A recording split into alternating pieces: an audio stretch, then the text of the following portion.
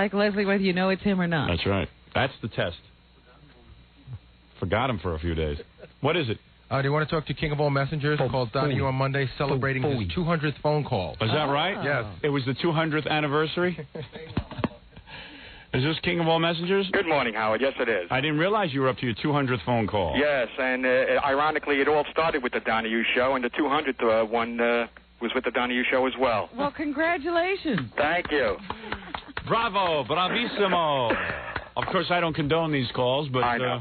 I think they're wrong, but if this is the way... I'm congratulating him from the standpoint that he enjoys it. Right, right. Hey, by the way... We can't stop him. For those of you who are curious about King of All Messengers, he is part of the backstage tape at 1-800-52-STERN. One of the most incredible things is getting to meet King of All Messengers' wife. Getting to know... Yeah, and King of All Messengers' wife. Now, King of All Messengers is a 50-year-old man. You'll be amazed when you order your videotape, and you will see that he looks like a dad type. Yeah. You know... And then there's his wife, who is very, very responsible looking. And very reluctant. Cringing from, and hiding in a corner as King of All Messengers talks about her. I keep ribbing her about that. Well, you're on the tape, 1-800-52-STERN. Oh, by the way, I must correct myself because there's some confusion here. I don't want to refer to the Leroy Neiman painting as a print, but it's a poster. It's a poster, It's on high-quality paper. I want to make sure to clear this up. It's a large poster approximating the size of the original. Right. And we will only make a certain amount of these posters. So not only do you get the videotape, all the backstage stuff, you also get this poster of the Leroy Neiman painting. Yes. Of yours truly. And you know that you take that painting and you hang it up. In a place of honor. Either that or hang it up where you want to piss someone off. Because believe me, this picture, I just see people hanging this picture where it will most irritate other people. That's great, because I have a small art collection as well, and it's going to look great. Where are you going to hang it? That's the problem. All my walls are taken up with all kinds of artwork that I have. Yeah, but you're going to have to take something down. Exactly. I definitely will. Really? You have that much wait. artwork? You know, Jackie has the same problem. I would love to see a video of the King of All Messengers' abode. Yeah, me too. I'll see that art collection. I can't wait to see that artwork. What is it, Fafafoy? You know, he sent pictures, but I think he threw them away. He owns some expensive art. Really? Yes. What's that guy's name? Urte? Urte I have. Urte. What's that guy's name? Urte? Yeah, I have. Oh, he's saying it in Pig Latin. He's got about, how many, would he have, 6 of those? Urte, I have about 5 or 6 Urtes. And what are they worth a piece? One of mine is a set that's worth about $11,000. King of All Messengers is an art lover? I swear. Yes. He sent me pictures of his art collection. And who is this Urte guy? Urte is one of those Art Deco artists. Really? Who would ever pay? You've seen him all over the place. King of All Messengers, who sits in his house day after day, calling various television and cable shows, radio shows, announcing 1-800-52-STERN in my name and Baba Booey. He has an Urte? He has several, apparently. I have about 5 of them. I have another one that's worth about $8,500. Really? And what did you pay for it? I paid for the one that's worth $8,500. I paid about $2,500 for that. Wow. And the ones that are worth $11,000, I bought these before he died. I paid $1,300 for one and $1,400 for the other. And they're worth $11,000? And it's a suite. It's called a suite. Yeah. Yes. Wow. Yeah. So what are you going to do with the painting by Leroy Neiman? What are you going to do when you get the poster? Oh, I can't wait to get it framed. So you got to hang it. To me, what you do with this poster is, you see, people don't know what to do. Maybe you want this at your place of business, or maybe I don't know. Yeah, I would hang it in controversial places where it would really piss people off. Howard, every wall of my house is taking, including the corridors, with my artwork. I have artwork by Crash, a graffiti artist. You know, I've been to guys' houses who, like, collect artwork, and they hang tons of artwork to the point where... You can't see it. Yeah, you can't even see it, and it just looks like a guy who's like, why don't you just paste dollar bills up to your wall? I have that, too. I have a $500 bill framed and a $1,000 bill framed. Well, he sent me pictures of his house. I hope you have a good alarm system. I do. He sent me pictures of his house. Yeah. So he's got these Urtes hanging, and they're in beautiful frames and everything. And then all of a sudden he sent me, I guess in his basement, there's paneling. Yes. And there's all of our pictures right hanging on the wall. And underneath are little handwritten signs. You're the Godfather. I think Fred and Jackie are like lieutenants. Right. Yes. There's consiglieres. You know, the whole deal. Yeah, you're the consigliere. Robin is the sotto capo, or the underboss. But it's on his wall. And Howard is the capo di tutti capi. So, in other words, in your basement, a lot like the guy in that Jerry Lewis movie with Robert De Niro, Rupert Pupkin. Yeah. You're like Rupert Pupkin. You go down and you have a whole shrine to us. Yes, I do. Stuttering John's a soldier, and so is Steve Gorillo. Well, then you have to hang the Leroy Neiman in your. It has to go there. It has to go Yeah, there. that's where I have probably the most room, but except for that one wall with all of you guys on it. Right. Well, you know what you ought to do? You ought to go turn yourself into someone, like the police or a psychiatrist. Before you do something wrong. But I see the poster. Since it's full size, this is the first time we've ever issued anything like this. I see it going in places where people will be talked about, where controversy will occur. You know what I'm saying? Yes. I may order a few more, as a matter of fact. I was thinking about it yesterday. Yeah, you see, you don't buy one of these, seriously, because first of all, you know there's a limited amount, and you know anything that we issue at a limited amount always becomes a collector's item. But to me, you hang it in the center of some place. You hang it in the center like the sun and let the idiots revolve around it. Wait a minute. Something's really coming in. He's going to buy more than one. Yeah. So it should be every piece of artwork in some place. Like, if you work someplace, you know, everything you have on the wall should be that poster. Right. It's very important. Anyway, so you can order at 1-800-52-STERN, but the thing I'm saying again is if you order early, right now you can get the poster along with your videotape. After a while, we're going to have to stop selling that. So it will become a true collector's item, 1-800-52-STERN. And, King, what do you have for us today? Okay, I have brought to you by Infinity Ventures and me. I have a Donnie 18 years and older, because the tape is very, very filthy. I was watching it yesterday. We did a final edit and mix. I think it's a fun tape, too, because we're all sitting around commenting on the tape, and it's fun to watch it with us. Yeah, all works in very well. Very, very funny. We're sitting there goofing on Gary's lips. We sit there and we're watching this video with you, all the backstage stuff. And it seems every couple of minutes we break in and goof on Gary or Stuttering John. It's a fun tape, and it actually kind of resembles the radio show because we're all sitting around and talking and having a good time. Anyway, on half the tape, we just sit there and do Jackie impressions.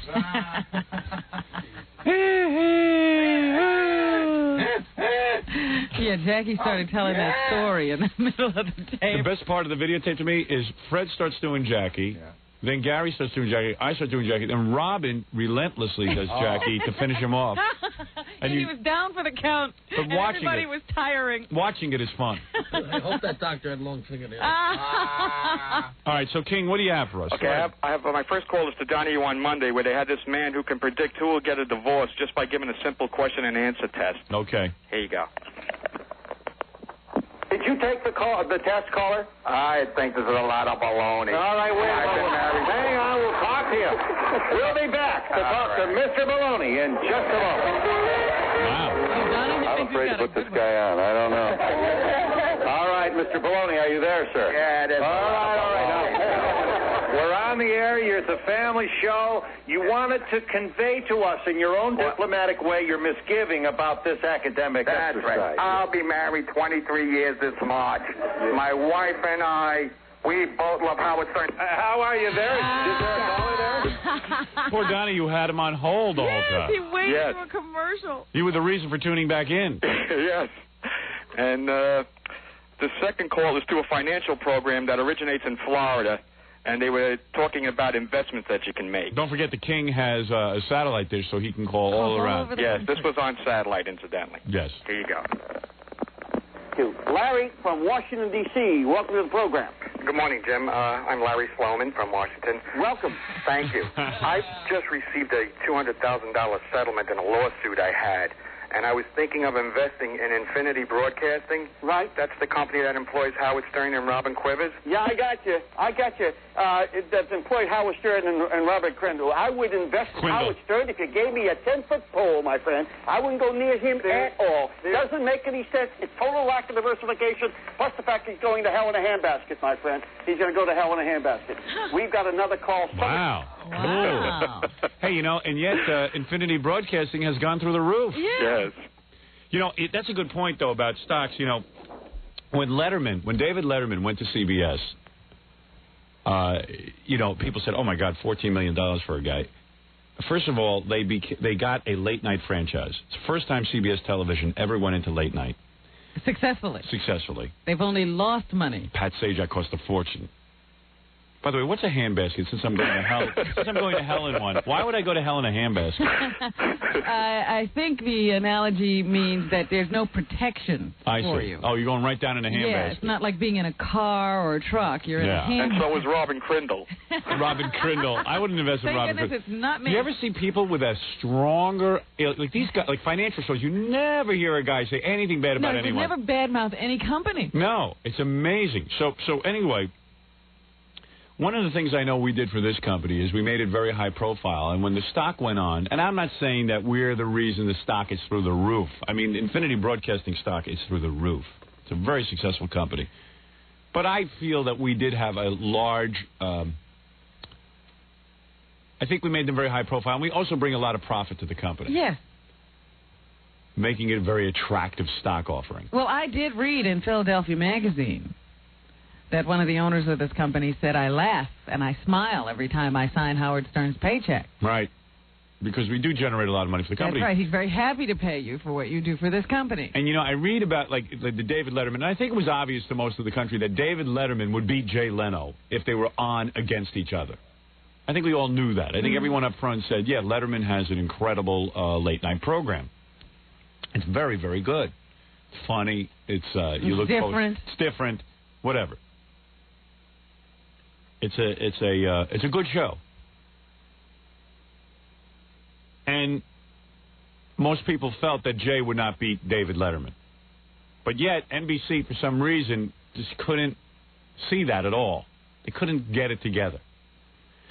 And not only did CBS get the 11:30 slot and won it, but now they'll have the 12:30 slot that'll have a great lead-in, and that will win against Conan O'Brien, and that's going to be more revenue for CBS, another $50 million, probably a year, in addition to whatever Letterman generates. Did you see in the paper today they say that CBS is going to show a huge profit? Yeah, and CBS stock is way up, and it says Letterman helps CBS earnings to new high. And, in fact, Larry Tisch, they got a picture of him, who is the owner of CBS, he now dresses like Paul Schaefer. He didn't know what to do. He's got the whole Paul Schaefer sunglasses. Really? Oh, yeah, look at this picture here. Robin, I don't know if you can see it from that far away, but didn't you think that was Paul Schaefer? Yeah. Yeah, that's Larry Tisch. Oh, my. Look at that. He's dressing like Paul. Yeah, he has the whole Paul Schaefer look. They're going to earn $1 billion this year. They're going to earn $1 billion, and also because they have a high-profile personality like Letterman, it generates excitement about the stock. So it's good business all around. Good business all around. And when this guy talks about Infinity, Infinity has gone through the roof. And I'm not just saying because of us, and I'm not saying CBS went through the roof just because of Letterman. No, I mean, their primetime they've schedule, made some money somewhere else. Their primetime schedule has been awesome this year and is actually. Well, they say they're going to be. They're going to have a triple crown win. They're #1 in daytime, #1 in primetime, and #1 at night. The only thing that plagues them is the morning show. Yeah. Because, quite frankly, they've put on a morning show that's identical to the Today Show and the Good Morning America. What they need to do now is go and hire Bryant Gumbel and Katie Couric. They need to steal away every show and everyone who produces it. That's right. And why not? Look at the excitement it generates. Well, anyway, that's what a high-profile show can do for you. But this guy wouldn't touch it. Well, he would, though. He wishes. You see, here's a guy who's a stock guy. I'll guarantee you he didn't predict that Infinity would go through the roof. All these stock guys know nothing. They're all guys who wave the magic wand and pray that it's the same as gambling, being a stock guy. These stock guys don't know much. What do you think? How are you going to predict? Do you think anybody predicted that Infinity Broadcasting would be selling at the rate that it's selling? If these guys knew, they'd be rich themselves. Why is this guy doing a cable show in Florida? This guy should be Michael Milken. He should be out of jail with lots of money.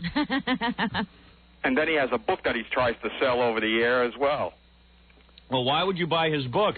He's a guy doing a cable show in Florida. What could he tell you about the stock market, considering the fact that he is not a multimillionaire? I would only take advice from a guy who was a multimillionaire in the stock market. And even with that, I'd take it with a grain of salt. According to Stuttering John, supposedly made Robin $2,000 yesterday. Yeah, so I take my advice from him. He's Yeah. as good as anybody. Hey, but he's as good as anyone. Stuttering John is as much an expert as as the guy doing the cable show. Let me hear that again. I got to hear it again. The same one. The same call? Yeah, it was beautiful. Okay. All right, Yeah, I love when the guy goes off. Yeah.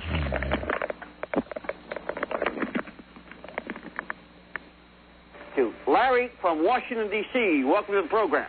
Good morning, Jim. I'm Larry Sloman from Washington. Larry Welcome. Sloman. Thank you.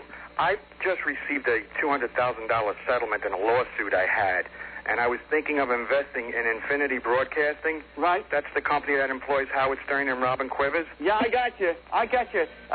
That's employed Howard Stern and Robert Crandall. I would invest in Howard Stern if you gave me a 10-foot pole, my friend. I wouldn't go near him at all. Doesn't make any sense. It's total lack of diversification, plus the fact he's going to hell in a handbasket, my friend. He's going to go to hell in a handbasket. What is he, a religious guy? We've got another call somewhere on... I mean, I thought he's giving financial advice. Why wouldn't you invest since I turned such a profit for the company and their stock is through the roof? Listen to him. He goes off emotionally at first, and then he realizes, wait a minute, I'm on a TV show. I'm supposed to be giving advice, so I better have some other reaction besides an emotional one. So he says total lack of diversification. Yeah. It cracks me up when he says Robin Quindle. I like that he has 10-foot poles and hand baskets. That doesn't sound like a rich guy to me. It's like a sportscast. Yeah, right. He does. Yeah, he does the show with his son, too. Yeah, his son. And his son, I guess, inherited all this wisdom. That's a cable access show, so they're buying the time, right? I suppose. I don't know. It's seen all throughout the United States, so I don't know. Yeah. I'm going to send that guy a 10-foot pole and see if he invests. I wouldn't invest with a 10-foot pole. All right, we'll send you an 11-foot pole. That get you... Make you feel better? Yeah. Anything else, or is that it, King? Well, I have another one if you'd like to hear it, on cancer risk reduction. Cancer risk reduction? Yes. All right. Here you go. All right. One last one, Robin, because there's so much... We'd like to take a call now from Pittsburgh, Pennsylvania. We have a private viewer with their own dish there. Yes. Hello. Go right ahead. Yes, my name is Billy West, and I have a comment. I read some time ago, and I'd like to know if there's any truth to the rumor, that there's some sort of a chemical agent in clams that retards cancer. And I also would like to know, what is your opinion of radio personality Howard Stern? #1 best-selling author. How about the first part? Well, I've not heard of anything about the association of clams and cancer, and I've never watched Howard Stern or heard him, so I can't answer that. There is a good... Well, at least the guy addressed both Very questions. civil. Yeah. You think he's on this planet that he never heard of you? Well, where's that show from? That's also a cable show. I don't know, to be honest with you, where that's from. Right. So maybe he's out of our listening area. Yeah. So that is like another planet. All right, dude. Thanks. Stay well. I love you. Congratulations on that 200th call. Thank you, Robin Crindle. Bye-bye. Bye-bye. Billy West and Larry. I like to see who he calls in at. Larry Sloman. Larry Sloman. Weren't you going to call Larry Sloman? Yeah, we can call him. He's got a funny story about New Year's Eve. All right. We'll take a break, but I got a lot of things to talk about. Let's everyone sit tight. We'll get to some phone calls, things like that, right after.